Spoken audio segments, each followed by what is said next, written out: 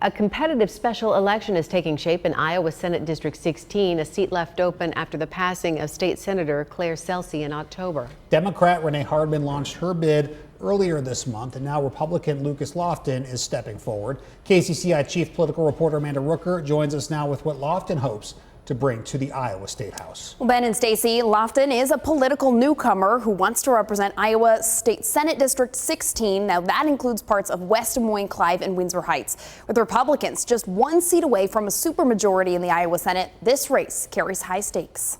We need people of character, we need people of honor, we need godly people to stand up and rise at opportunities that come around. Republican Lucas Lofton says who's in state government matters. So when the District 16 seat opened, he jumped at the opportunity. This is me rising to the occasion and going to give it all we got. Lofton and his wife have lived in Polk County since 2014. He says he understands the struggles of everyday Iowans. I'm just a normal guy that is trying to make ends meet, trying to feed my family, trying to pay my mortgage. Lofton says if elected, he'd cut red tape and taxes to lower rising costs. Affordability is going to be the biggest thing. I think a lot of people are really feeling the pressure on their pocketbooks.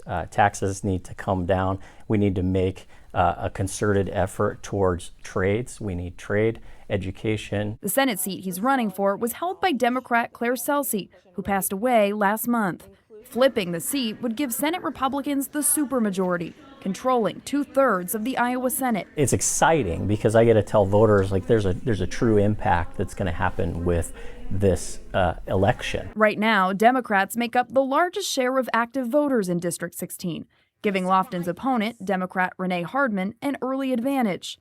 Lofton says he can overcome that hurdle by listening to the needs of all voters. My goal is to just have real one-on-one conversations with as many people in the district as I can. They can confide in somebody that's actually listening to them and about their problem and has a true vested interest in understanding what kind of a solution could come from that. Now, the special election to fill this seat is on December 30th. That's about 6 weeks away. We also covered Democrat Renee Hardman's campaign. You can find that story on KCCI.com. Ben.